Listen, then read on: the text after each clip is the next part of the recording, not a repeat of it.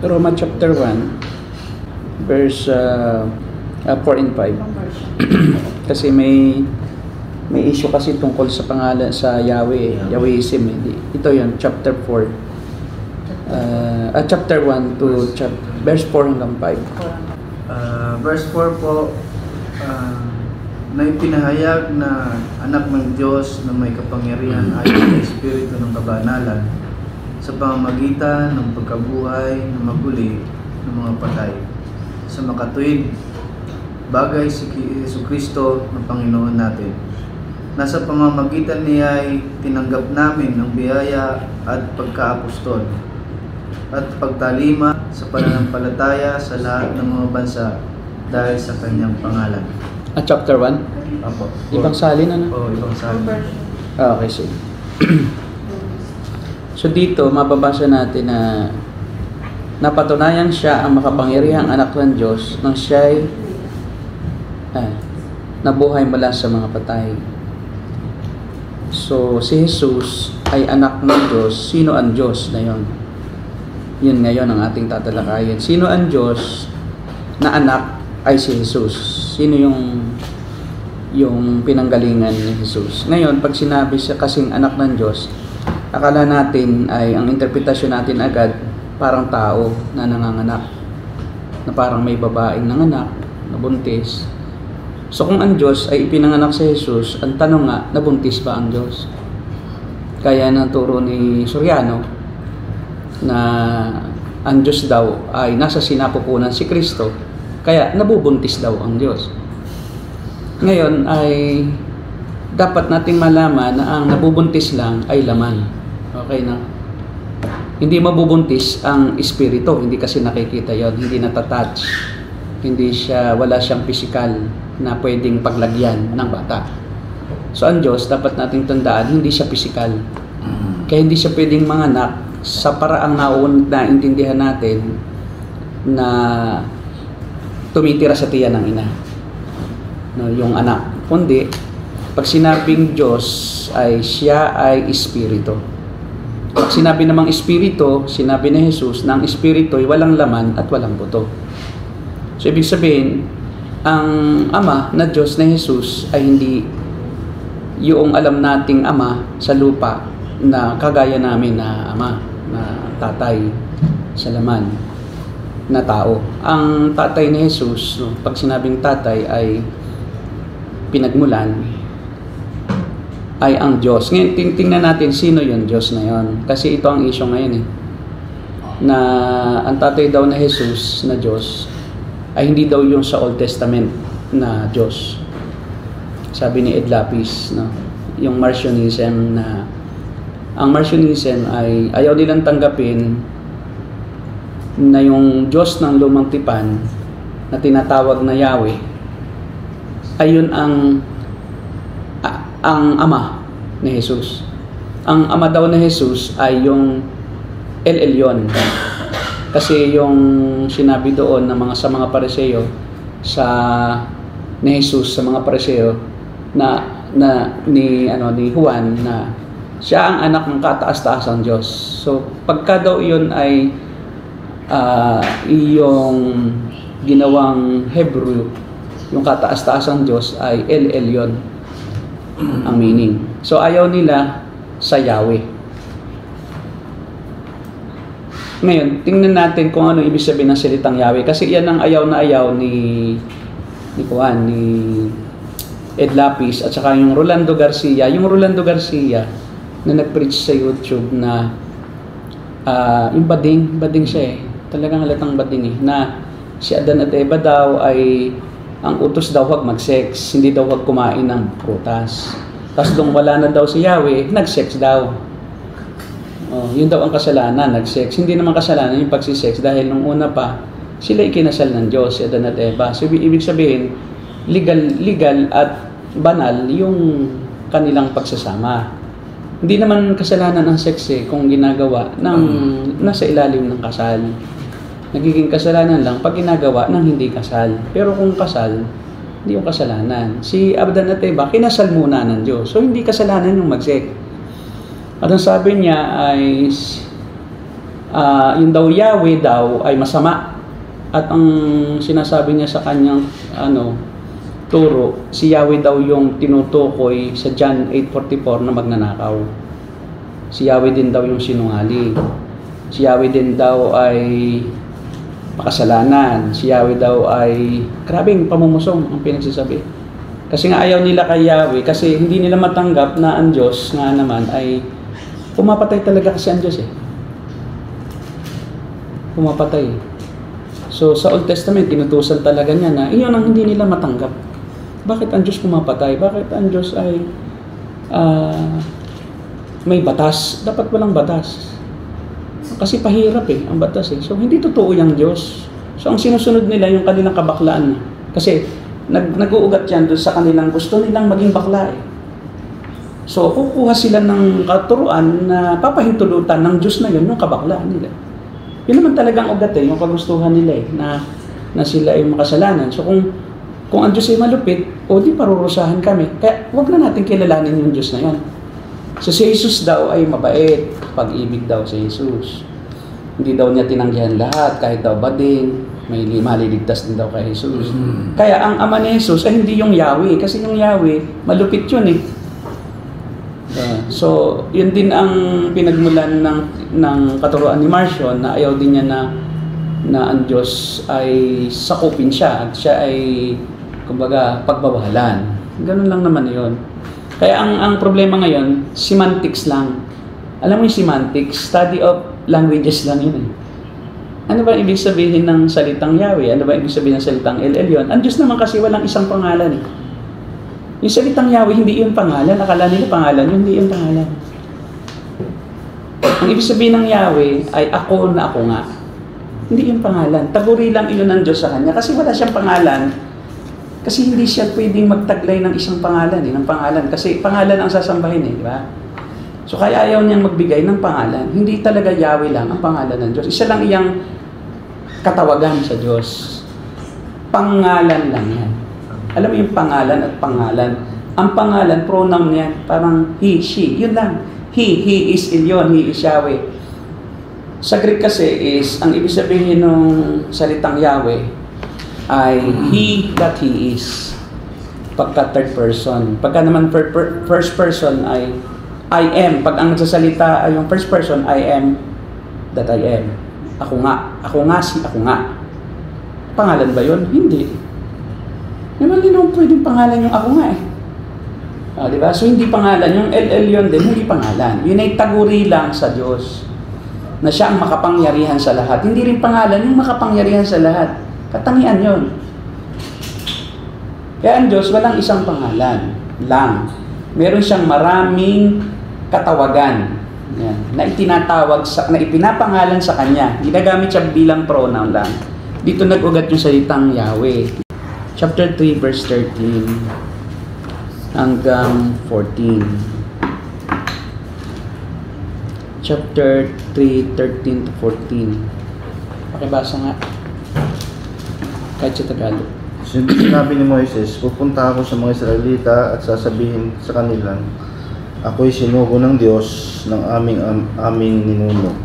Ngunit ano po ang sasabihin ko kung itanong nila kung sino ang nagsugo sa akin? Sinabi ng Diyos, ako'y si ako nga.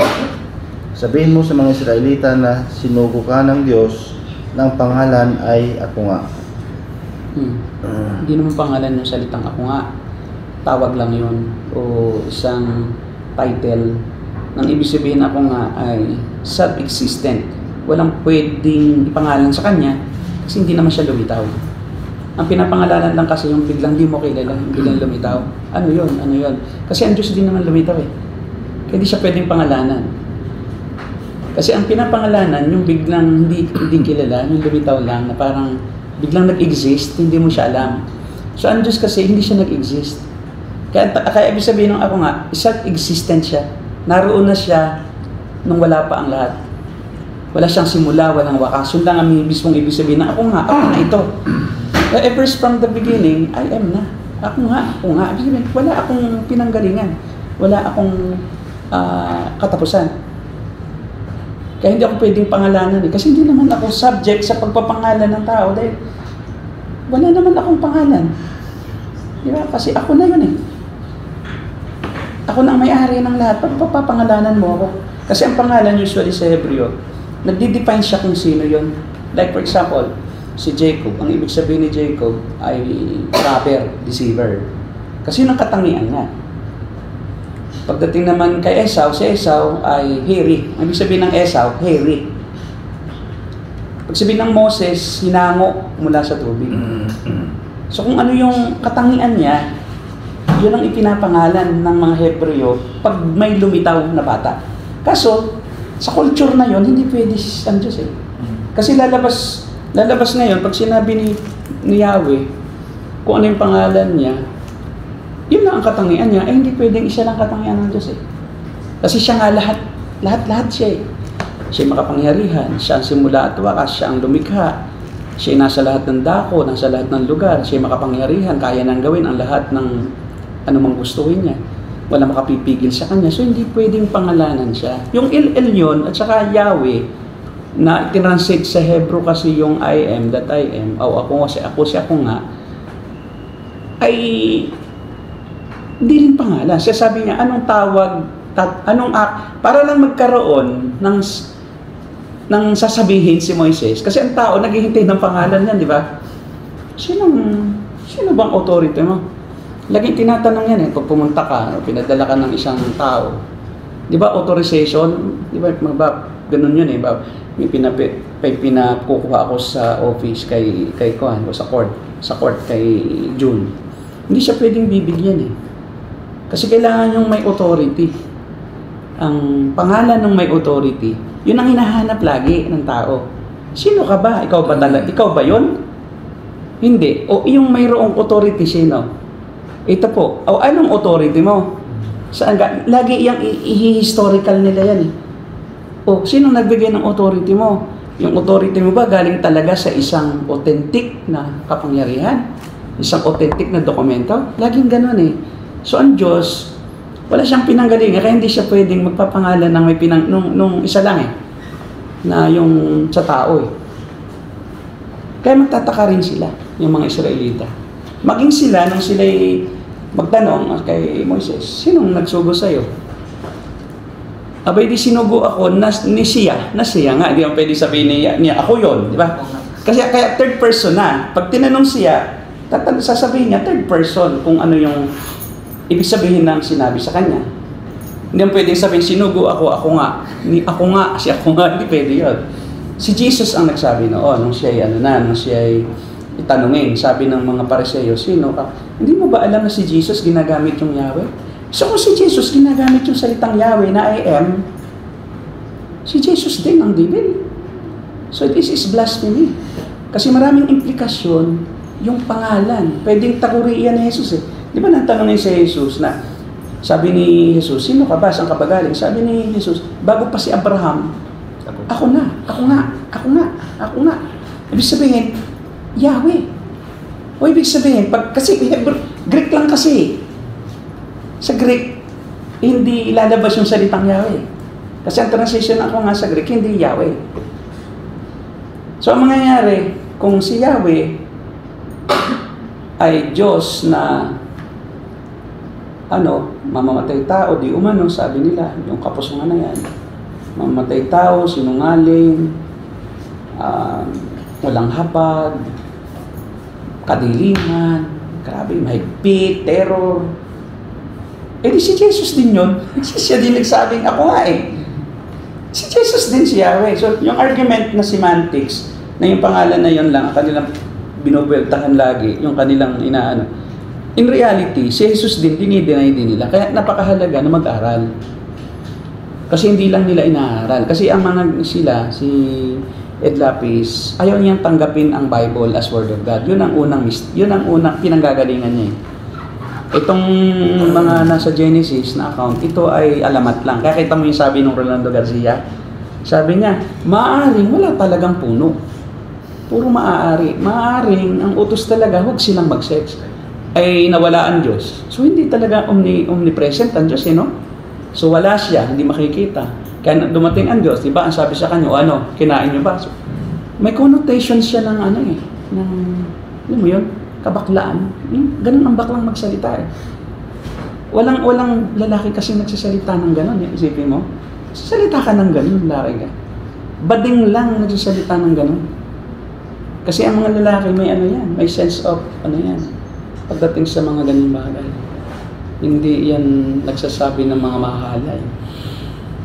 So napakagrabe ang sinasabi nito. Kaya nga, ang totoo, hindi sila ligtas.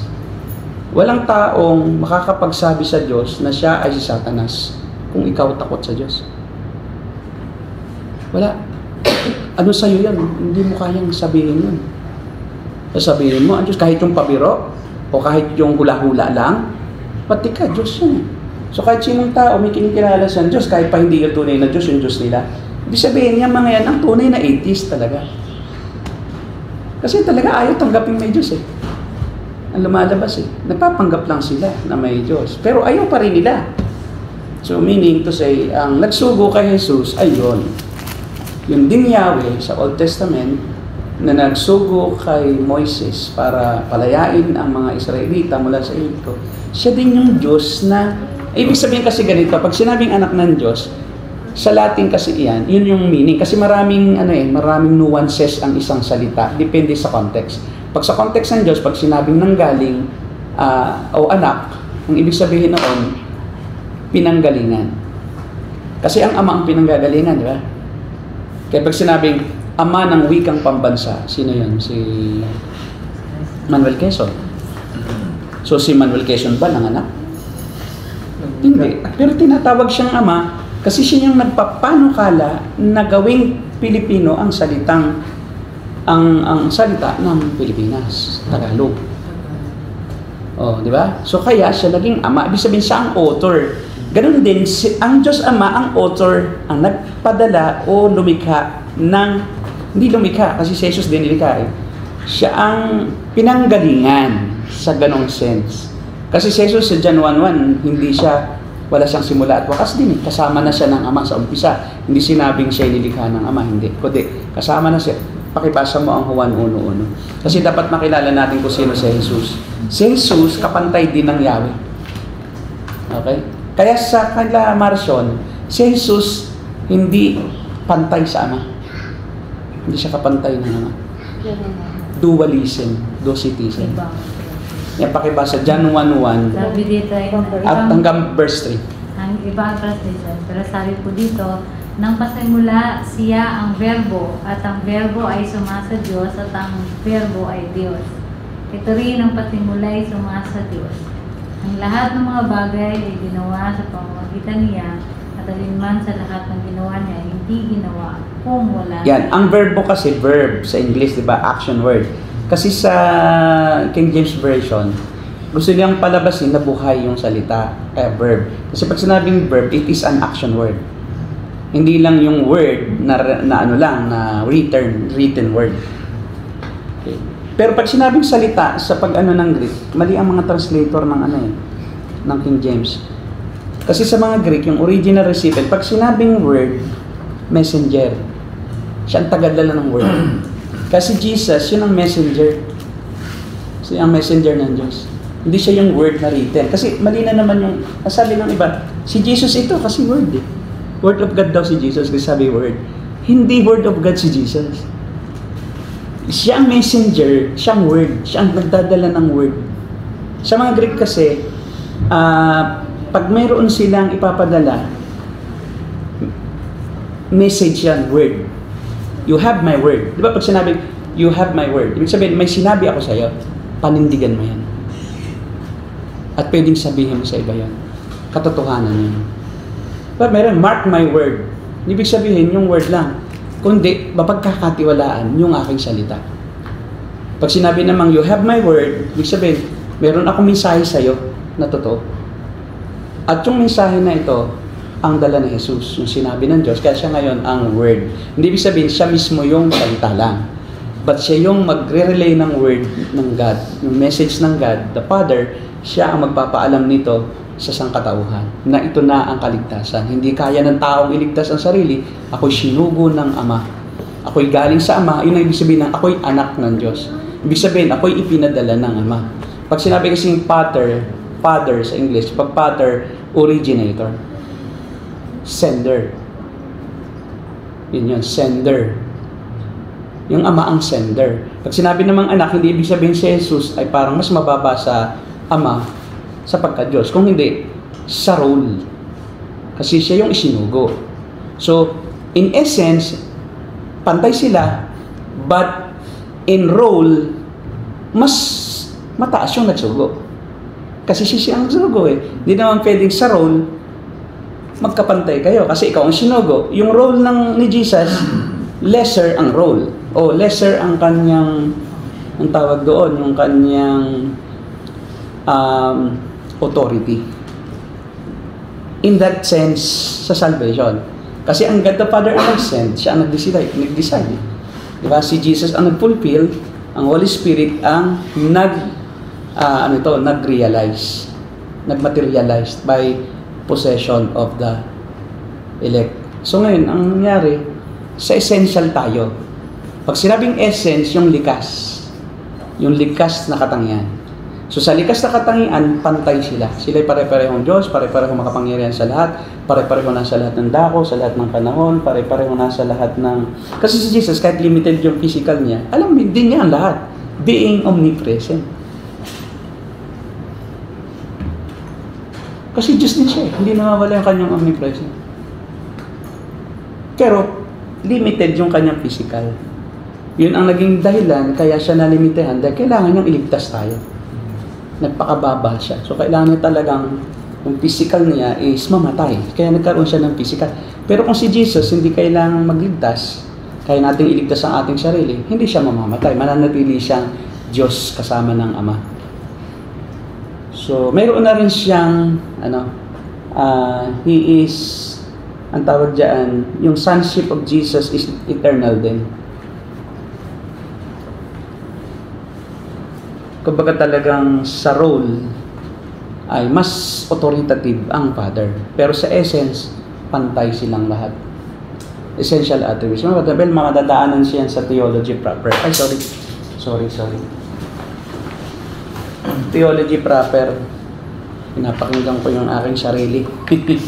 Sa theology proper ng sa paterology at saka Christology. Sabi sa verse 14, anong nangyari sa salita? At nagkatawang tao ang Verbo at tumahan sa gitna natin at nakita namin ang kanyang kalwalhatian gaya ng sabugtong ng Ama, na puspos ng biyaya at katotohanan. Yan, sabi diyan, yung salita kasama ng Diyos at ang salita ang verbo ay Diyos. In essence, they are the same. Sila'y parehong Diyos.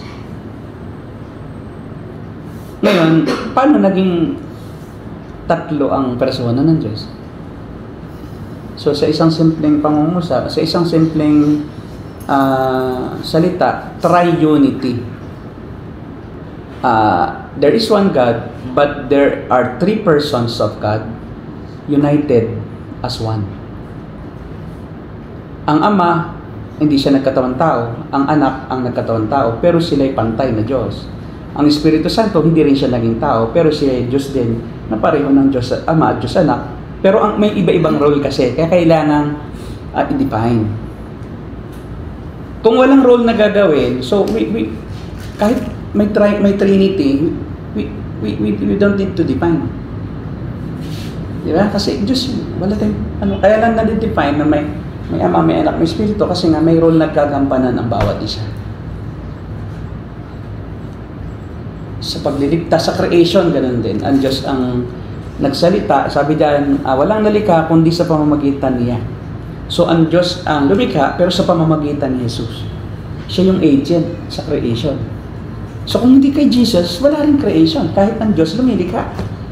You see the role? May role sila eh. So, may three roles. Kaya may three persons. Ngayon, it is a mystery na hindi kayang i-define ng maunawaan ng isang plain lang na paliwanag. Maraming ginagamit siya na ilustrasyon. Mayroon na ang ilustrasyon sa Trinidad o tatlong persona, pero isang Diyos ay yung pananaw ng isang tao sa isang tao like si Kuya Celso. Depende sa aking relasyon depende sa relasyon sa kanya ng isang tao ang kanyang persona. Like sa akin is kamanggagawa ko siya, yung ko siya, di ba? O kaya ay kaibigan ko siya. Pero ang tingin ni Tess, iba siya. Asawa siya. Yung treatment din niya, iba din. Si Ann, iba rin. Friend, di ba? Friend.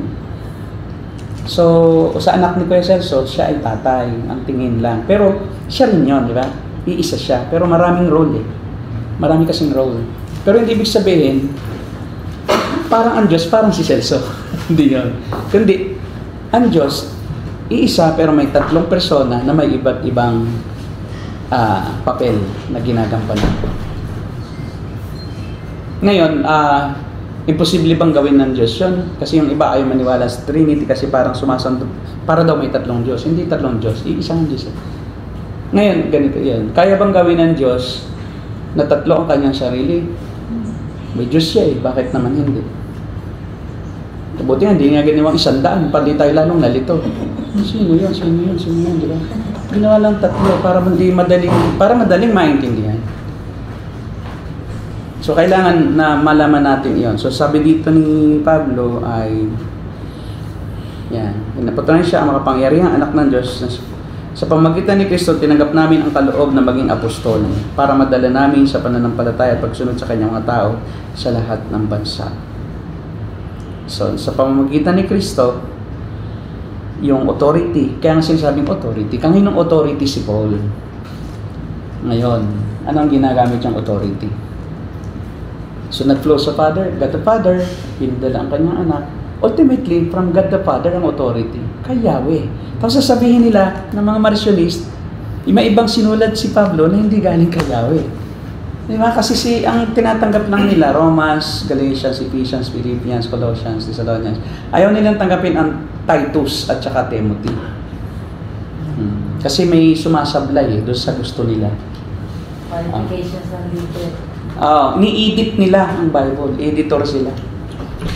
Yung ayaw nilang tanggapin, di wag natin isali. Di ba? So sila ang nasusunod. Mas matindi pa sila sa Romano Katoliko. Kasi ang Romano Katoliko, may dinagdag pa. Sila naman na ginawas. Mas maganda may nagdagdag, di ba? Kahit paano, tinanggap nila lahat. Hindi lang sapat. Sila naman, ayaw nilang tanggapin kasi may salita ng demonyo. Ang Bible. At sa Katoliko, walang salita ng demonyo dito. Lahat ito sa Diyos. Pero mas mataas lang ang tradisyon kaysa ang Papa, kaysa sa Bible. Pero hindi naman ito demonyo. Pero sila, mas grabe.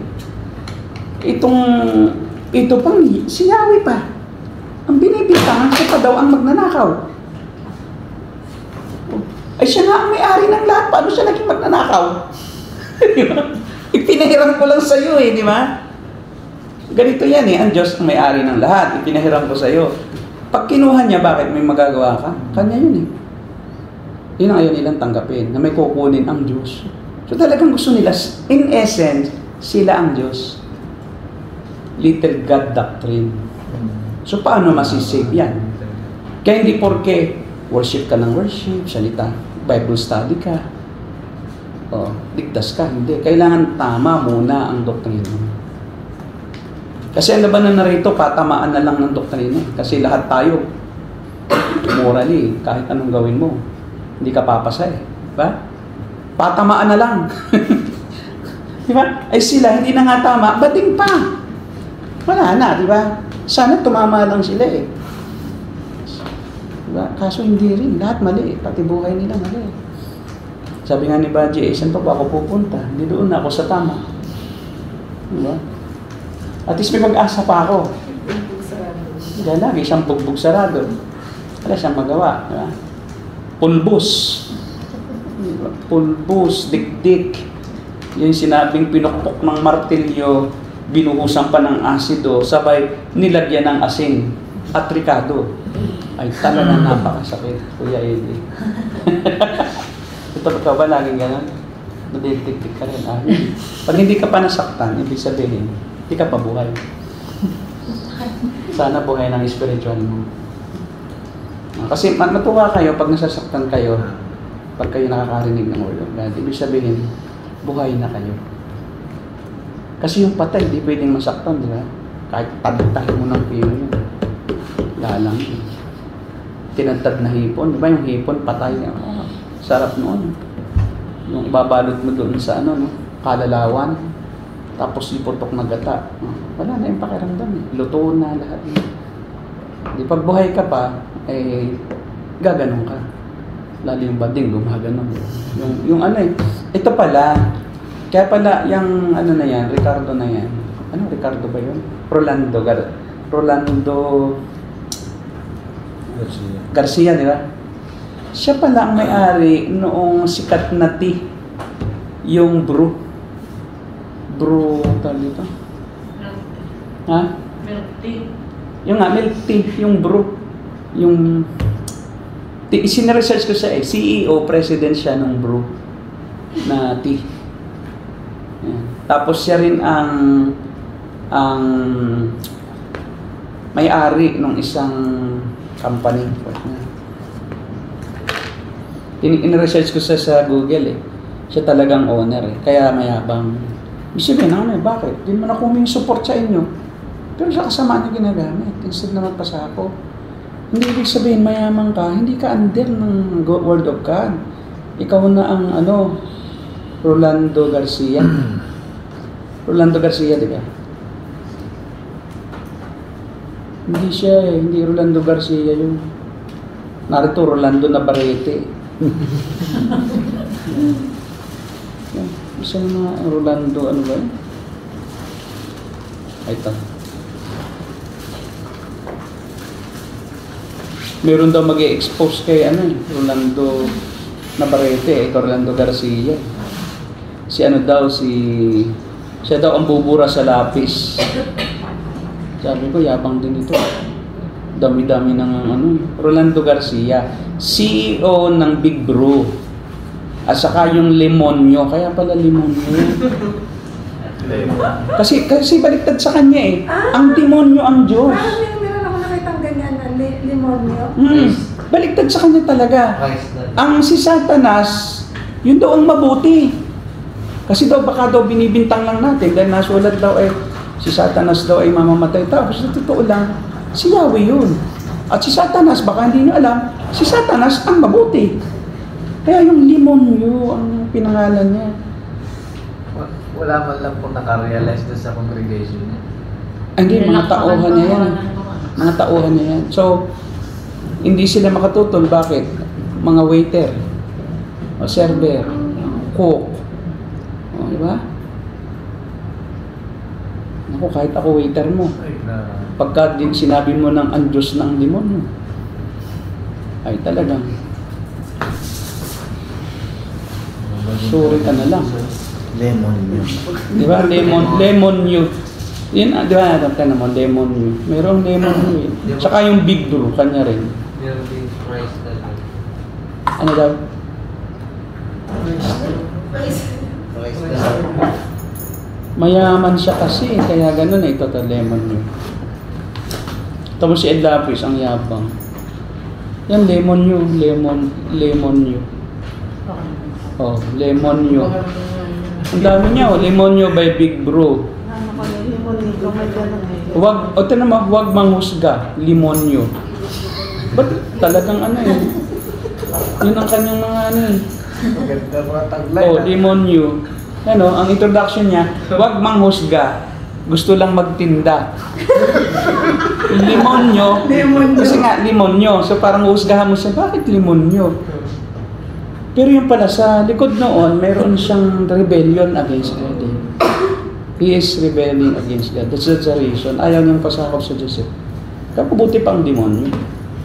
Talagang mahirap mamili kasi hindi pwede maging ka-relationship si demonyo. Pero yun ang pangalan niya. O, di ba, ng demonyo. Ano yata yan eh? Strategy ng kanyang marketing. Galing, oh. Kabibili mo pa lang ng limonyo, may nakaabang na agad. Ano sabi doon?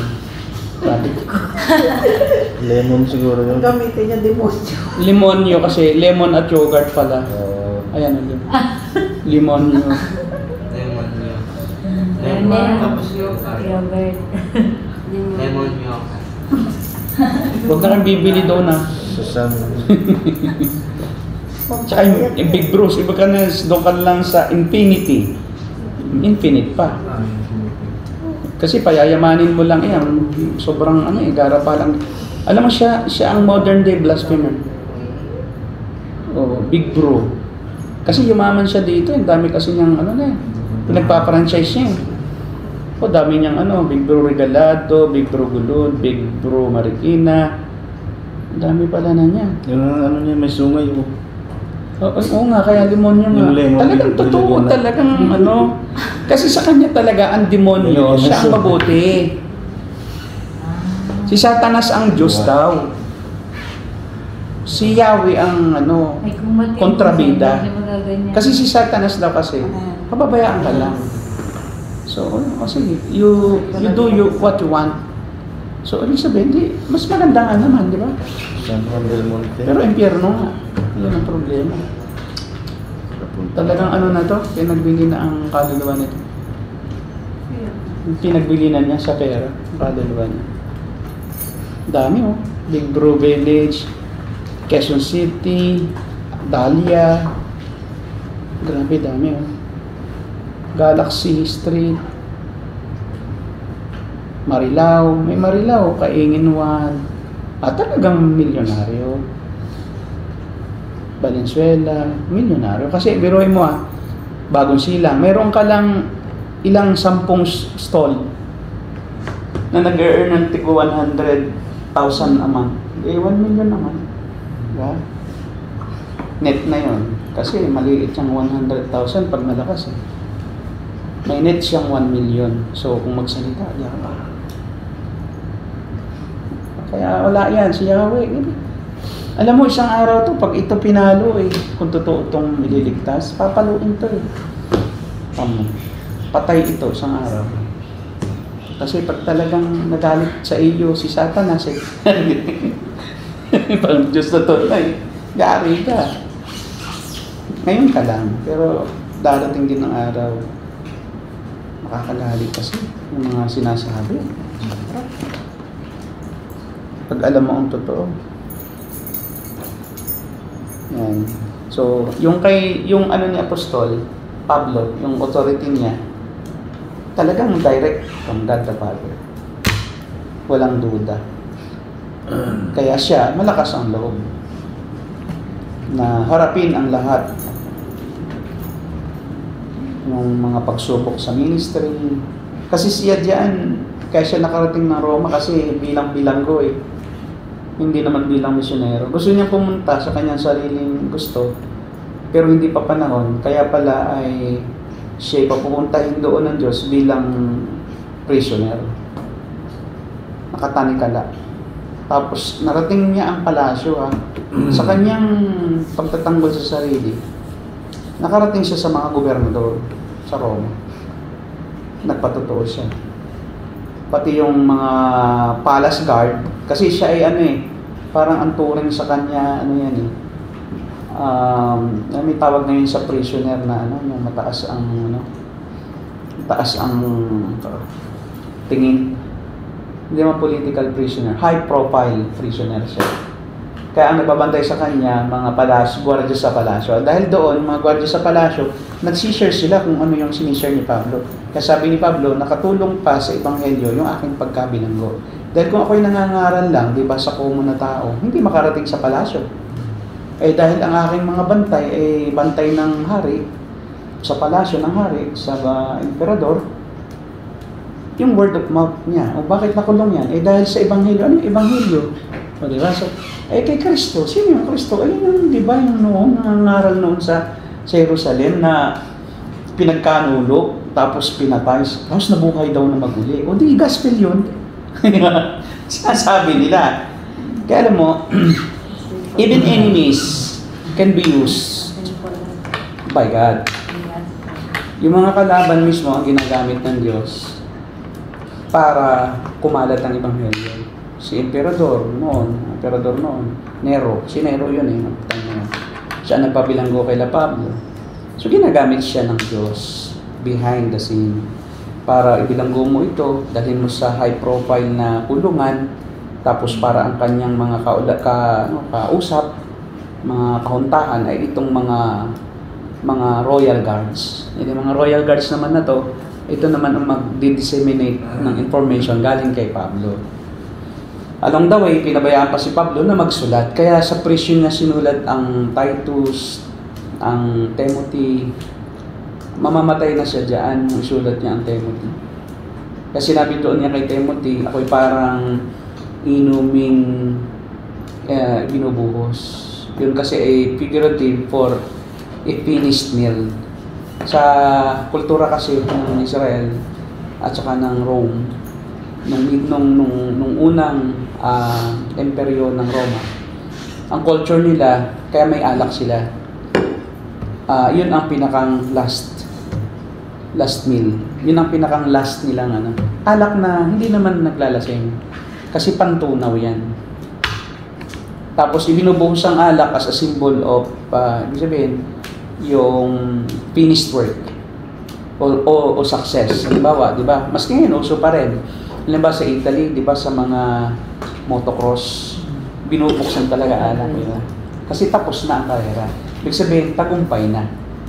At ang gumagawa noon, yung nagbubuhos ng wine, ng champagne, ay yung nananalo. Hindi natatalo. So, may connotation sa all ng victory na ako'y binubuhos na. Hindi siya talunan. So, magsi-celebrate na tayo. Yun ang sinasabi ni Paul. Kahit sa basketball, no? Sa NBA, no? PBA, bubuksan yun, kaalugin, tapos gaganon. Kasi yun yung symbol ng tapos na. But victorious na tayo. Tapos na, hindi tayo talo. Yung talo, hindi nagbubuhos ng alak yan eh. Muo yan, luhaan yan. Luha ang bumubuhos yan. Pero si Pablo, sabi niya, ako'y aalay na para akong inuming binubuhos. Kasi hindi pa naman noon kinakalugit, binubuhos. Kasi hindi pa noon chemical. Carbonated. Yung ngayon, carbonated na eh. Kaya pag ginano mo, nung kasi is, ang alak is, pure wine. From pure grapes, yung mismong katas. Na hindi siya dumadaan sa artificial o doon sa tinatawag distillation process. Yun ay fermentation process. Hindi pa nila na-invento yung pagpapainit, tapos pagpapawis, tapos yung pawis ang maging alak, spirit, wine. Yung spirits wala nun. Ang meron noon, fermented. And from pure grape juice usually. Pwede rin yung fig. Fig juice, ginagawang wine. Pero pinakamasarap talaga na wine up to hanggang ngayon ay yung grape juice, grape wine. ang ano niya is 5% only ang alcohol content pag fermented. Pero pag dumaan na sa mga chemical at saka yung artificial aging process, akala mo aged, hindi. Meron yung ini-induce yun. So may chemical din na pang-induce para kunyari matanda na. Hindi na pwedeng age na process na yung natural. Kasi yan, before sumarap ang juice na maging napakasarap, it takes 5 years, 10 years. Commercial ngayon eh. Wala nang ganon. 5 years mo bago ibenta, walang ganon. Ngayon ay ini-induce sila ng chemical or meron silang inihahalo talaga na hindi natural. Kaya iba na ngayon. Kaya hindi bawal ang wine sa Bible kasi yun ang Bible, yun ang wine. Ngayon bawal. Pag yun, kasi wine ngayon ganun eh. Iba na, hindi naman yung grape wine.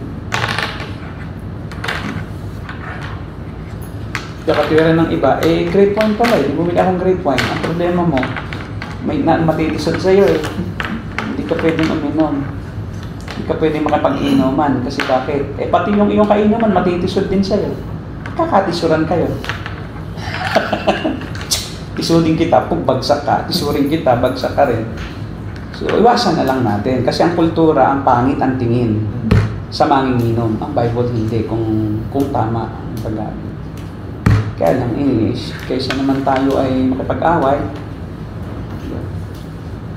kaya lang makapag-inom. May tanong kaya? So, kilala niya yung tunay na Diyos, si Yahweh yun. Marami siyang tawag. Sinalin kasi ang Yahweh, sinalin sa ano yan kasi, yung Jehovah kasi ay salin sa English with Germanic. Magkahalo siya Germanic influence. Kasi ang salitang Yahweh, sa original, sa Bible, Hebrew, wala namang vowel. Kaya yun ang pinili ng mga translators at ng mga autographers, yung sumusulat talaga. Pag binanggit mo ang salitang YHWH ng walang vowel, kahit isigaw mo, hindi mo mababanggit. Subukan mo na walang vowel. Isigaw mo yung Yahweh na walang A at saka E. Kaya mo bang banggitin? Sumigaw ka. Bakit? Para sa kanila, ang pangalan ng Diyos banal. So, hindi siya pwedeng banggitin. Kaya, instead na lagyan nila ng tunog, tetragrammaton ang tawag. So, hindi na siya magkasalaka. Yun ang pangalan. Kaya pagka kanilang binabanggit, hindi naman nila mabanggit. Pinasabi rin nila. So, you are blessed by... Oh, diba? Bless you. Diba? Sasabihin nilang gano'n, di ba? Kaya palimbawa, nag-ano sila, nag-usap-usap tungkol sa Diyos, binabanggit nila pero walang sound. Kasi bawal banggitin sa walang kabuluhan. Bawal magkaroon ng sound ng walang kabuluhan. Huwag na lang lagyan ng sound. Pwedeng banggitin, pero hindi dapat walang kabuluhan. Kaya pag nag-uusap-usap, pwedeng banggitin, pero wala pa rin sound. Yun lang naman ang meaning kung bakit naging Yahweh, nilagyan ng vowels, nung translators. Yung original, wala yung vowel sa Greek. YHWH, Yod. Wow, yun. Hindi pwedeng lagyan ng vowel. Wala kasing vowel. Yod, vow. Kaya nang isalin sa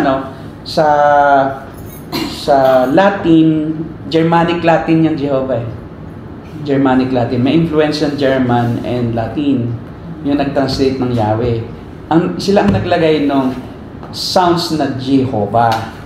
Kaya nung maging Jehovah na ang pronunciation, para mabanggit yung kanyang katangian, kasi talaga ang pangalan ng Diyos para sa kanila, Yahweh. So, ginawang Jehovah, idinudugtong yung katangian. Diba? Jehovah Shammah, Jehovah Nisi, our banner, Jehovah Rapha, our healer, diba? Jehovah Shammah, God is there. So, nilalagyan katangian. Kaya walang isang pangalan ng Diyos. Hindi talaga pangalan yun, yung Jehovah. Hindi. Kaya ito is ignorance talaga. Itong mga ito, ignorante talaga sa theological na learning, education.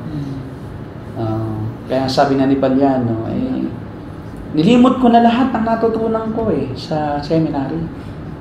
Kasi hindi daw yun ang kailangan. Di pa tapos. Ano nang gagawin mo pag wala ka ng alam sa seminary? Wala ka ng alam tungkol sa theology. O ano pang, ano ka na lang, come what may na lang. Ano nang sasabihin mo? Bahala na. As the Spirit leads. Wala talagang preparation yan. Tapos mga ang kanilang pinipreach, yung mga secular books. Yung content, yung empowerment, yung tawag doon, self-improvement. Nagbabasa din ako ngayon noon, pero hindi ko ginagamit yun. Kasi I just want to know what they know about so that I can counter them. At tulad sa philosophy, sa kurso namin, pinag-aaralan namin dyan, Muslim, Islam. Ano ang belief ng Islam? Ako ba'y nag-aaral ng Islam para maniwala ako? Hindi. Para malaman ko kung paano ko paano ko mag-apologetics sa isang Islam, sa isang Muslim. May Hinduistic kami, philosophy, pinag-aaralan. Kaya ito ang matindi sa mga judgmental. Ba't ka nag-philosophy? Dapat theology lang. Kasi pag philosophy, pinag-aralan mo yung worldly yan Sabi ko naman sa mga ito, napakaliit naman ang tingin ninyo. na hindi kayang dalahin ng isang utak ng theologian ang, di ba? At pasukuin sa kanyang isipan yung filosofiya ng mundo. So also, I need to learn business. Kaya nagbabasa rin ako ngayon ng business na book. How to, di ba, manage. Kasi wala naman sa Bible yun. Pero hindi yun tungkol sa salvation. Kaya pwede mo yung ituro. Di ba? Basta wag sasalungat sa prinsipyo ng Biblia. Maapektuhan ang mga theological, standpoint. Pagdating sa theology, you are pure. Pero it doesn't mean na hindi ka dapat mag-aral ng science. Huwag ka na mag-aral ng math. Huwag ka na mag-aral ng social work. Yun, may tumawag. Hindi ka na mag-aral ng electronics, ng ECE, ng psychology. Kasi si CJ nag-aaral ng psychology. Pero kinukorek niya sa isip niya, kahit na alam niya yung psychology na yun, mali. As sabi niya sa akin, di ba mali papa yung ganitong turo? Kaya lang, kailangan kong pag-aralan. Alam niya. Alam niya yung mga tawag sa lahat ng phobia. Alam niya, papa, yun ang tawag niyan, germophobia, takot ka sa germs. Takot ka sa close space, acrophobia, sa height. Diba? Ganun, alam mo yun, Pati daw mga aso, may psychology yan. May mga behavior yan na dapat may tawag. Ano yan? Coping mechanism. Alam niya yan. Retreat. Yung ganun siya. Pero, pag in-apply mo sa Bible, may ibang tawag yon at may definition siya. Nakakaiba. Hindi ibig sabihin, hindi mo magagamit yung knowledge na yan. Pag nagturo ka ng Bible. Meron ka ngayong compare and contrast. Ito yung sinasabi dito yun ang pangit, yung kay Ronquillo, na talagang pastor siyang makamundo. Filosofiya niya, niyakap niya yung philosophy ni Karl Barth, walang miracle sa Bible. Kaya kailangan kasi, philosophy kasi, kailangan may reason. Sa philosophy kasi, salungat nga siya sa theology talaga, pero kailangan ka ng pag-aralan. Kasi, ang philosophy reason, dapat may reason kung ba't ka naniniwala dyan.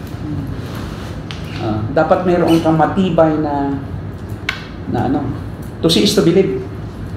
Philosophy nga, di ba? Parang science siya, pero more on abstract kasi yung reasoning. Abstract reasoning, but with evidence.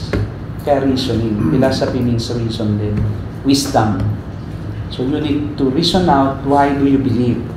Kasi pagdating sa theology, there's no explanation like Trinity. Paano mo yun?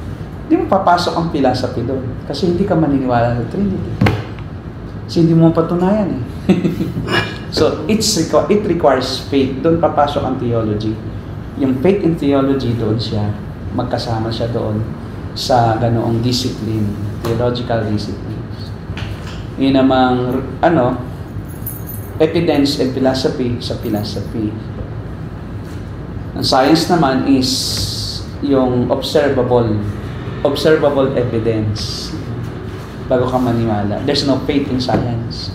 At least sa philosophy, meron pa rin kaunting faith. Talagang hindi mo ma-reason out eh. Kaya sila Plato, naniniwala rin sila in somebody who has a higher authority. Kaya lang, hindi nila kilala. And to be happy in this life is to improve your wisdom. You can be happy by improving your wisdom. Sa Bible naman, the more you know, the more you suffer. Kaiba, philosophy, the more you know, the more you will be happier, or the more you will become happy. Sa Bible, the more you know, sabi ni Solomon, I found out that the more I know that I don't know. Iba ang Bible. Mas marami kang nalalaman, lalo mong nalalamang wala ka pang alam. Kasi nalalaman mo, di ba? Sa philosophy, mas authoritative ka na kasi mas parunong ako sa'yo. Talagang mayayabang ang mga philosophers. Pag nagsalita ka, di yan totoo, sasawayin ka. Kaya kailangan Christian ka para tama ang philosophy mo. Sige, may tanong. Dalawa lang naman eh. Walang nalaman kahit ano. Kaya walang tanong. At naalaman lahat. Naunawaan na lahat. Alin kayo doon? Doon sa walang naintindihan. Kamot na naman. Sige, kung wala nang tanong. Okay, meron kayong comment lang. Ano po, yung ano ko is, bakit pinahintulutan ng Diyos na mismo sa bayan ng Israel kasi itong lalo na kung kaibigan na magaling siya sa Israel. Habang pinupuri po nila ang sinasabi nila yung pangalan ng Panginoong Jesus, nagtatawa naman yung mga taga-Israel. Nagtatawa naman po sila. Pareho. So, di ba po parang ano rin yung blasphemy rin sa ano ng Panginoon. Ang nakakalungkot pa, mismo sa bayan, doon sa promised land, nagkakaganon. Bakit inalaman po ito? Sabi ni Paul, sabi niya, pinatigas ng Diyos ang ulo ng mga Israelita para makaabot sa kabuuang bilang ang dami ng hintil na maliligtas. So it is also the will of God that they will become hard-headed. Kalooban ng Diyos. Kasi pag sumampalataya na sila, darating na ang wakas. Mabuti nga, nagmamatigas pa sila para tayo, matagal-tagal pa tayo mabubuhay sa mundo. Kasi alam mo, pag ang Israelita naniwala na, darating na si Jesus Christ.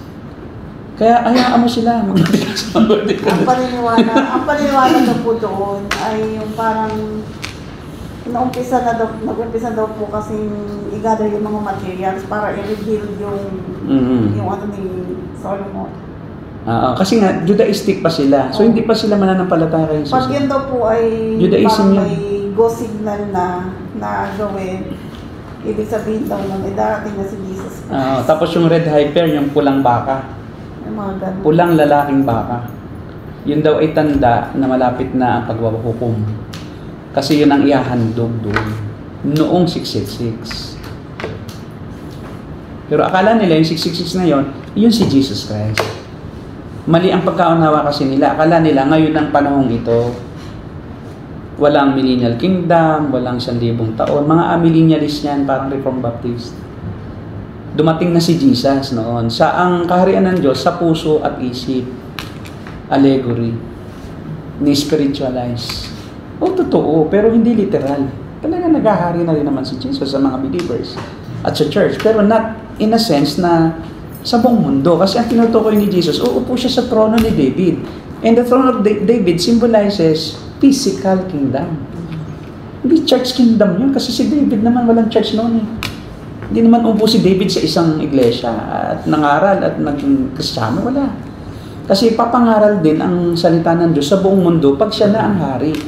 Doon lang magaganap yun. And sabi doon, when the Lord comes, the gospel will be preached to all nations. Kasi hindi mo pwedeng i-preach ngayon. Sa lahat ng bansa, pumunta ka sa Iraq, pag di ka pinatay doon, pinugutan ka ng ulo pag nangaral ka ng Bible. Kasi during the time of Jesus, ikukulong si Satan. Or, hindi siya papayagang makapag-influence sa tao. At lahat ng tao, yung mga namatay na Christian, may glorified bodies. Kasama tayo magro-rule. And I do believe na meron talagang Kristiyano na mamamahala sa mga bansa rin. Di ba yung talents na pagdating ng Panginoon, bibigyan sila ng kapamahalaan. So, ganun din. Kasi kailangan din ng Panginoong Jesus, kahit na tayo ay meron ng immortal bodies, ng mga means na tao para maghari. Kaya maghahari si Jesus, hindi ibig sabihin, ang hari pa rin sa buong mundo, non-Christian, hindi. Doon dadating yung sinasabi ng G12 na gusto nila ngayon ha. Ang G12 kasi ay hyper-eschatological teaching na tayo ang gagamitin ng Diyos to conquer the world. Kaya may sinatawag silang world conquest. Conquest of a city, City of Manila. Babahay-bahay sila, patatanggapin pilit. Takapin mo sa Jesus, hindi, kundi mapapahama. Tatanggap sa salita. Akala yun ang pamamahala. Hindi. Si Jesus ang mismo magko-conquer sa mundo, hindi tayo. Natin kaya yan. Kahit pa Kristiyano maupo dyan sa Malacanang, magiging kurap pa yan. Sigurado ako, madadala yan ang korupsyon. Kakainin na ng sistema. Kakainin ka ng sistema dito, di ba? Unless na may physical kingdom na makikita ng tao, grabe, ito na talaga. Ay papatayin ka talaga eh. Alam mo ba si Jesus, papatayin niya talagang ayaw sa kanya. Akala nila mabait si Jesus? Aba hindi. Pagdating niya, utusan niya, patayin ninyo lahat ng nanbili. Babalik yung sa Old Testament. Kaya lahat ng tao babait. Pag nangangaral ka, hindi pwedeng hindi makikinig. Punta ka sa Iraq, makikinig ang mga Iraqi. Muslim, wala nang Muslim. Kasi ang world religion na, church na. Millennial kingdom na nga paghahari ni Kristo sa lupa, sa buong mundo. Tayong magkakaroon ng glorified, kasama tayong maghahari. Imagine, di ba? And then saka lang doon, bago yung millennial kingdom, up doon sa may 666 mo na, may 7 years, doon mako-convert sa remaining 3.5 year ang mga Jews. Kasi sa first 3.5 years, bago yung millennial kingdom, may rapture muna ng church. Iwan sila, mga Hudyo. Tapos aasa sila dito sa uupo na hari ng mga hari, kuno, 666. Kasi gagawin nitong 666, makikipagkasundo siya sa bansang Israel. At itatayo talaga niya yung templo. Para niya mapaniwala Itatayo niya yung templo. Gigibain yung moske. O bilang patunay na ako talaga hindi bias. Pero ang plano niya talaga, pagpapatayin ng mga Hudyo. Like Hitler. Tapos doon sa 3.5 years na tayo na yung templo, doon siya magpapakita ng tunay na kulay. Maghahandog siya na ang hahandugan, siya ng Diyos. Tapos magwawala ang mga Jews during the time. Siya na yung makikipaglaban hanggang wakas. Doon sinabi na yun sinabi sa panahong yon, ang magtitiis hanggang wakas ang maliligtas para sa mga Hudyo yun. Kasi kausap niya mga Hudyo at ang tinatalakay niya, yung kalapastangan ng walang pangalawa sa Matthew 24. Na sa panahong yon, di ba? May dalawang gumigiling, yung isa kukunin, yung isa maiwan. Yun yung rapture. Then after that, yung natira, magtitiis kayo. Pero kaligtasan pa rin is hindi by work, hindi by pagtitiis. Pero kailangan nila magtiis, di ba? Dahil sila saved I-regenerate din sila during that time. May magiging Christian pa rin. Kaya lang magtitiis sila kasi hindi sila kasama. Hindi pa sila Christian Kasi lahat ng Christian mararapture regardless of your spiritual maturity. Kahit ikaw kapapagsisimula ang bagong rapture, ay kasama ka. Hindi kailangan maglingkod ka ng 10 taon. Di ba, napakapalad nung bukas rapture na naging Christian, no? So, kasama. Parang yung magnanakaw sa cross, di ba? Parang unfair. Hindi kasi sinagot na yun ng Panginoon. Doon sa may mga tinawag siya na umaga pa o mag-ano kayo sa bukid. Yung parabon niya. Di ba? Tapos may tinawag na tanghali na. Tapos may tinawag nung alas 5 na. Tapos minuto na lang, tapos na ang trabaho. Tapos same ang bayad. Tapos pinapila, tapos binigyan ng pare-parehong bayad, nagreklamo. Yun din. Sinagot na yun. Sabi naman ng Panginoon, bakit? Sino bang may-ari niyan? Pala yan. Ako ang nag-decide. Bakit? May karapatan ka bang questionin ako? Tinawag ko sila na ganito nga oras. Ano bang? Bakit ka nagreklamo? Sino ka ba? Ako naman ang nagbayad, di naman ikaw. Di ba? Sinagot na yan. Hindi unfair ang Diyos. Kaya nga, walang unfairness dahil ikaw din naman, di ka din gordy. Ligtas. ang magiging unfair lang kung may karapat-dapat, pero hindi iniligtas. Yung banal siya sa kanyang sarili, walang tulong ang Diyos. Mula bata, di siya nagsinungaling kahit isa beses. Laging totoo. Siguradong nakulong na yun. Siyempre, di ba, makukulong ka pag nagsabi ka ng totoo, di ba? Kasama ka nung itinatago mo sa bahay mo. Baka kasi may tumira sa bahay mo, gaya ni Rahab. Sabi ng mga taga Jericho, meron ba ditong kalaban na kinupkop ka? Opo, kasama ka na. Kaya nga nagsinungaling Wala nga naman. Kasi natago na Diba? So, walang taong makakapagmalaki sa Diyos. Sabihin, ay bakit sila? Tinawag mo rin. Kaya there's no unfairness because all have sinned. We deserve justice, but we get mercy. Yung kinahabagan lang, hindi ka pwedeng. Parang lahat tayo pulubi. Yun ang problema Nagrereklamo yung pulubi. Wala kang ibibigay. Bakit? Di ba pag minsan nasa, nadadrive ka, pero may kakato. meron lang akong pambigay dito, barya. Yeah? Okay. Magagalit yung ibang pulubing, hindi inabot ng barya. Ang tanong, may karapatan ka bang magalit? Namamalimos ka lang Ganon din tayo. We only ask for mercy. Huwag kang magalit. Kasi hindi ka worthy. Huwag kang magtampo sa Diyos. Ayun ang ayaw na ayaw nila Idlapis. Bakit ang Diyos may malupit? Malupit siya kasi bakla ka di sabi ng bawal bakla matigas ulo mo. Wala na lang Yahweh. Di ba? Para tuloy kami sa kabaklaan namin. Wala kaming problema. Si Satanas ang Diyos. Di ba? Wala. Kasi gusto ito ni Satanas di ba? So, yun lang. It boils down with this. Ito yung bottom line. They don't want to be held accountable to God for their sins. Yun lang. Wala nang iba. But since ang God is God of justice, ayun po bang ginagawang yung blasphemous ng mga taga-Israel? Meron po bang consequence yun? Meron, pero nasa Diyos na yun. Kasi halimbawa, yung nag-ano ngayon, di ba? Nangaaway yan sa Diyos ngayon, di ba? Bakit? Alam mo ba na sila hindi elect? Kung yan sa pagkaano niyan, pagkasumuran niyan, bukas yan naging Kristiyano yan. Kaya nga, alam mo, ang Diyos lang magde-decide niyan kung sino yung ligtas o hindi at kung sino yung gusto niyang walang karapat-dapat kung gusto niyang isama o hindi. Meron ako naisa kayo noon na dalawang Israelite, ganun din kung ako ay judgmental, sabi ko, itong mga ito, impyerno na Pero mo tinanong ko, tuwan-tuwa ako. Sabi ko, Brad, ako ay Christian. Kinikilala ko si Jesus Christ as my Lord and Savior. Isa siyang Jew na katulad mo. Nagtawa. Pinagtawanan ako. Sabi, you are crazy, man. You are believing in an impostor. Di ba? You know, Christ is the most horrible liar in the history of mankind. Biruin mo. Pero ba't hindi ako nag-judge? It's up to God. Ako lang na-disappoint. Sabi ko, bakit ganito itong mga Diyo na to? Pero ang hirap namang ipag-pray na tamaan kayo ng kidlat. Sino ka, di ba? But alam mo, pag may enemy ka, that's a challenge for you to improve. Doon ka kasi mahahatak yung mo Alam mo, panghatak sa'yo yan Di ba? You don't make your enemy na parang tapos na kayo, no?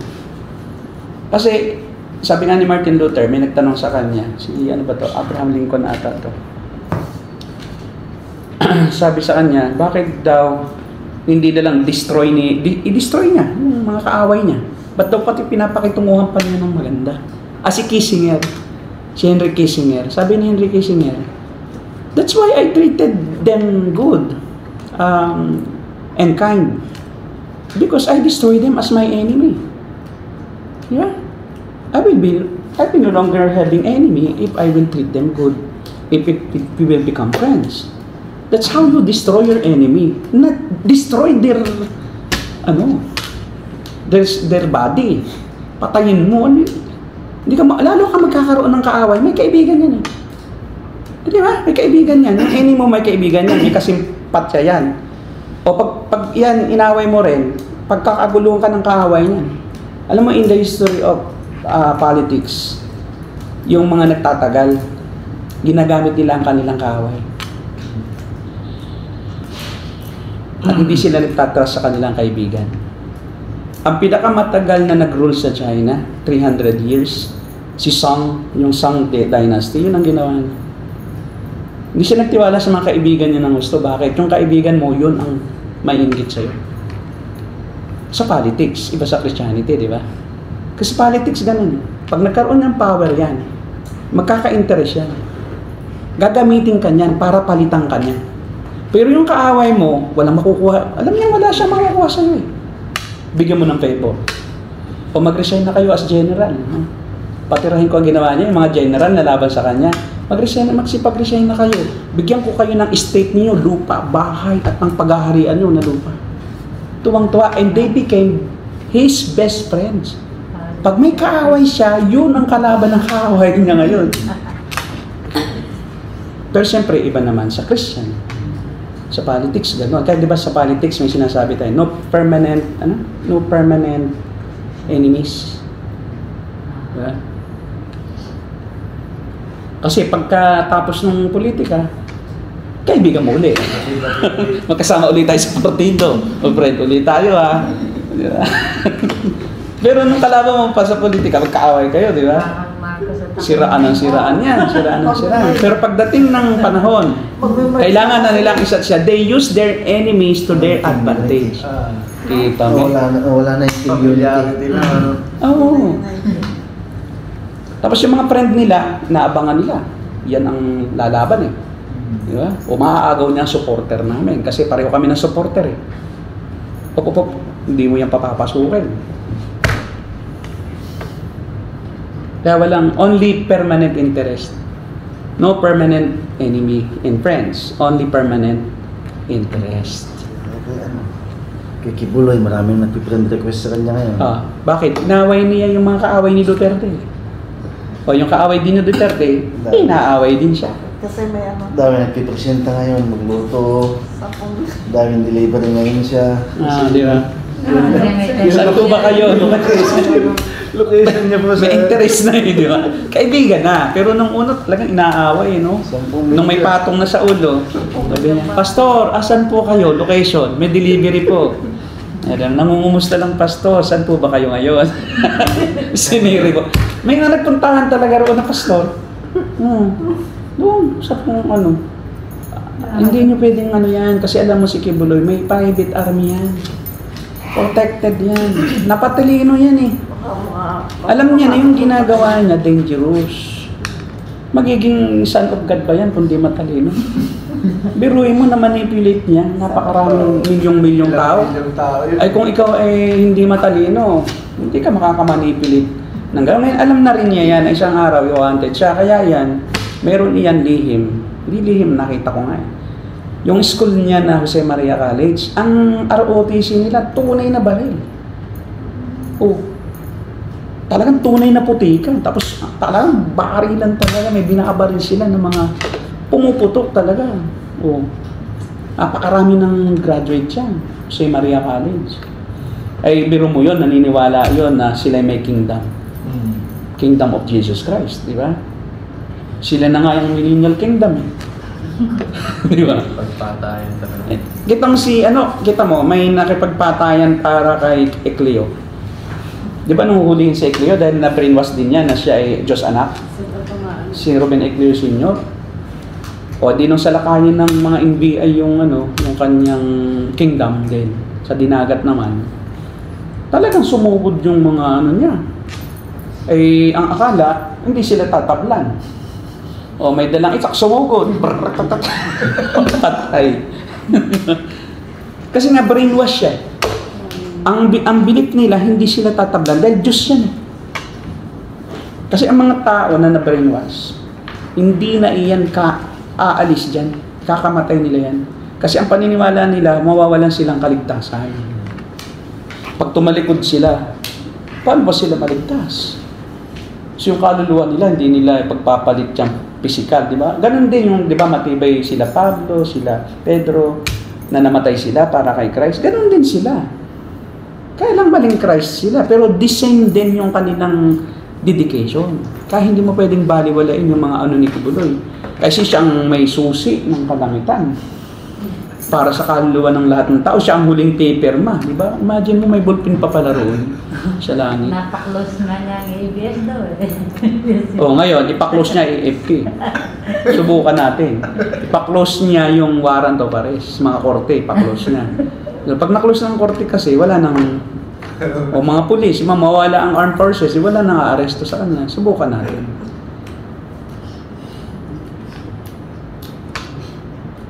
So, it means, ang false teachings may hangganan. Ang true teachings walang hanggan. Magkakatotoo hanggang wakas. Ang false teachings, may certain period of time lang yan na totoo siya. Pero marireveal din siya in the end. Hindi siya tatagal eh sa test ng Diyos, sa test ng truth. Ang truth kasi, it cannot be altered. Pag truth kasi, hindi mo talaga pwedeng labanan. Totoo siya eh. Kahit anong paikot-ikuti mo, totoo yun. babalik at babalik ka rin na peke, ikaw, ako totoo. Kasi there's comparison and contrast. Hindi naman pwedeng sabihin mong hindi ako totoo kung wala kang ilalagay na alternative. Diba? Ganun lang yan eh. Kasi unless there's an alternative na mapatunayan mo yun ang totoo, saka ko sasabihin hindi ako totoo. Kasi Jesus Christ, there's no alternative. Si Kibuloy is just a false alternative. A false, Messiah. Si Jesus isa lang, hindi pwedeng siya rin yun. Imagine, madalwa na ang Jesus. Isang nasa langit nakaupo sa trono at isang Kibuloy na nagtatago. Sinong Jesus yun? Logic, philosophy, common sense, hindi papasay. Truth kasi. Pero may madadaya siya for a time being. Talagang may madadaya. Kasi yan yung mga taong walang natatanggap na ibang impormasyon. Sarado na kasi yan eh. Kasi unless mag-open ang isang tao, he cannot be changed. Kaya pag-pray natin, ma-open ang isip ng tao, first and foremost. And then, pagka-open ng isip nila, open their minds to the gospel, pag-pray natin that the Holy Spirit will do His work of regeneration. Kasi unless naman na sila ay buhayin din sa Espiritu, ng banal na Espiritu, kahit mangaral ka ng ngal ka ng ngal, wala yan. Lampas lang. Kasi hindi naman nila maintindihan, patay sila eh. Kahit tagtarin mo ng pino sa pangaral yan. Walang conviction yan. Kaya gamitin lahat ng Diyos kahit street preaching. Alam mo may artista si Techi Albayani ba yan? O yung isa eh. Naging Christian siya through street preaching. In-interview niya, hindi siya si Techi. Basta artista siya eh. Nasikat eh. Na habang daw siya naglalakad, meron daw street preacher. In-interview ni Julius Babaw. Paano ka naging born again? Christian? Sabi niya, naglalakad ako sa kalsada. Alam mo yung street preacher? Tapos narinig ko yung preaching na sabi na, iinis daw siya. Ano ba to? Di ba dapat sa church lang yan? Ba't hindi sila lalabas? Hanggang sa nabanggit yung mahal ka ng Diyos, kahit anong laki ng kasalanan mo, kung hihingi ka ng tawad, patatawarin ka. Tinamaan daw siya doon. Sabi niya, ako kinakausap ng taong ito. Kasi binubuhay siya eh. So, ang mangangaral, walang silbi kung hindi ang Diyos ang kikilos eh. Kahit napaka-eloquent mo, pag hindi ang Diyos mismo ang kikilos, hindi talaga maging Kristiyano. Mamamanipilit mo siya. Gaya ni Kibuloy. Wala namang espiritu yung panggaganyo niya eh. Pang-inganyo. Namamanipilit niya yung isip. Nabi-brainwash. Walang Holy Spirit kay Kibuloy. Evil Spirit meron. Yun ang kumikilos dyan. Pati dyan sa kay Ed Lapis, walang kakwenta-kwentang preaching. Puro. Matututunan mo rin yun doon sa mga self-help na books eh. Ba't ka pa makikinig kay Ed Lapis? Sasabihin niya, Biblia ang kanyang hawak, di naman tinuturo. O di bumili ka na lang ng mga libro. Magaganda pa. Mga self-help, yung self-improvement books. Diba? How to be rich. Magbasa ka. How to deal with people. Diba? Magbasa ka na lang noon. Pupunta ka pa doon sa hindi pa maganda ang turo na eh. Diba? Hindi. Napiplis ka lang. Pero kung ikaw mahilig kang magbasa, maganda yung mga self-help books. Yung basahin mo na lang, basa ka. Italo si Rolando Garcia, yun na sobra ng blasphemy. Kasi patago si Lapis, patago siyang magturo. Magaling magtago. Pero naiitanim niya. Itong Rolando Garcia, hindi aral sa rhetoric. Bulgaran. Hindi yan po pwedeng makakonvince. Madaling magigibayan as a cult. Madali. Kaya nag-uumpisa pa lang siya, gibano, di ba? Kasi hindi dapat ganoon. Bago pa lang. Hindi marunong magdala ng tago na preaching ng mali. Hindi marunong. Si Kibuloy, magaling magtago. Tagong-tago siya kay Jesus. Kaya sabi niya, binasa niya yan, ako ang daan. Ako na yun. Diba? Diba? Binasa niya eh. Galing magtago, di ba? So, naniwala ko talaga may basihan eh, may verse, di ba? Personalize na talaga. Si Rolando Garcia, wala eh. Ang tatay nanay niya si Jose. Ang tatay ko Jose. Ang nanay ko Maria. Bahay kubo yung bahay na. Di ba? Sa Sa kubo lang ipinanganak, sabsaban din. Ako si Jesus. Pinangalan lang akong Apollo dahil ako ang appointed. Yeah. Alasot. Dahil yung work ni Jesus Christ sa Jewish setting hindi na kumpleto. Kaya ako sinugo ngayon sa Gentile setting para kumpletohin yung hindi na kumpleto ng Jesus sa Jewish setting. Kaya di ba? Nabigo si Jesus Christ. Paniwalang-paniwala naman. May nakausap ako na member ni Bulay. Grabe. Talagang makikipag-away. Iwanan mo na lang. Yung mga kaibigan ni Mama na kaibigan sa pastor. Talaga. Para nagkibulay. Kino-convert ka. Mag-convert. Teka, ang galing mo naman. Galing nila mag-galit talaga. Ikaw pa mako-convert nila pagka mahina ka sa ano. Kaya Mahirap ako labanan. tinatawanan ko. Pag inaakala mong mas magaling sa'yo yung kulto, maganda ka muna. Huwag ka na makipagtalo. Umiwas ka kasi mamaya kasama ka na niya. Umuho ka? Basa-basa. Oo, ano? Natalo ka sa... Oo, ano? Ba't kaya? Patay tayo dyan. Tanong ka na, no? Tapos, wait, gusto ko pa mag-aaral. Pwede ba schedule ka ulit, di ba?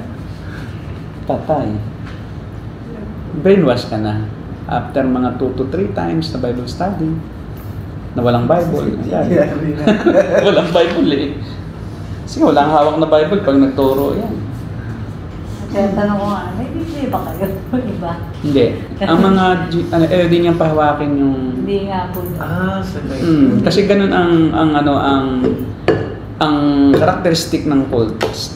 May leader lang na nag-i-interpret. Kasi basa. Tapos Soriano din, di ba? Ganun din. Bawal din mag-interpret yung iba.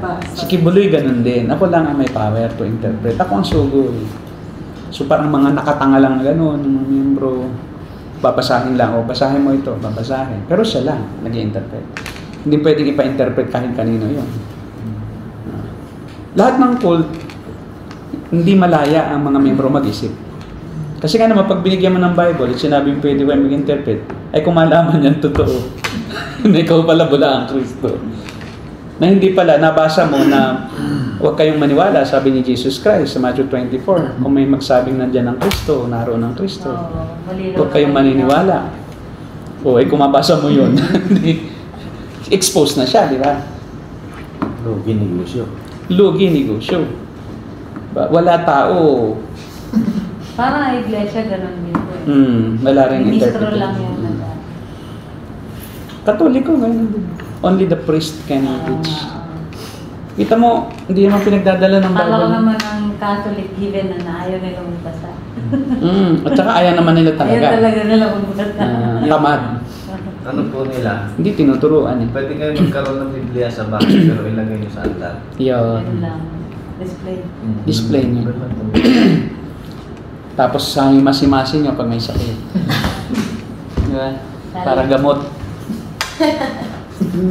Sakit, ginawa mo na yun. Best, hindi naman. Sakya po po. Nung hindi mo pa alam, di ba? Sabi daw po nila. Hindi mo pa kasi alam. Ayun, alam mo na, huwag nang uulitin. Kasi dapat ang kumontrol sa atin, Word of God eh. Hindi yung taong nagtuturo ng Word of God. Kaya malaya tayo na magbasa kayo. Babasa na. Yun ang totoo, na hindi ka ginagapos. At saka sa atin, hindi bawal eh, mag-aral, di ba? Parang ini-encourage ko pa nga, makinig kayo, pakinggan ninyo ang BCF. Kumpara ninyo, makinig kayo sa CCF, makinig kayo sa ibang church. Kumpara nyo. Sila Kuya Celso nga, mag-aaral kayo sa Reformed Baptist. Nag-aaral sila. Tapos biglang naramdaman na nila na dadalhin na sila doon sa belief na pipilitin na mayroon, na wala ng kaharian. Pagka hindi ka naniwala sa kanila, iba ka. Walang ganon. Maniwala ka sa ganon. Tayo malaya, makinig ka kay Baliano, mapanood din natin. Magbasa tayo kahit na anong libro, walang bawal. Maliban na lang yung mga talagang pornographic naman. Mamaya, wala palang bawal eh. Yung mga good books to read. Music, wala tayong makinig. Huwag lang yung mga mura dito, mura doon, rock and roll dito, ganyan. Yung mga gaganda, hindi natin binabawalan kasi alam mo naman bilang Kristiyano ang katotohanan. Hindi kita ko kontrolin na ito lang, hindi. Yan ang totoo. Totoong talaga. Hindi nagmamanipulate ng tao. Sige.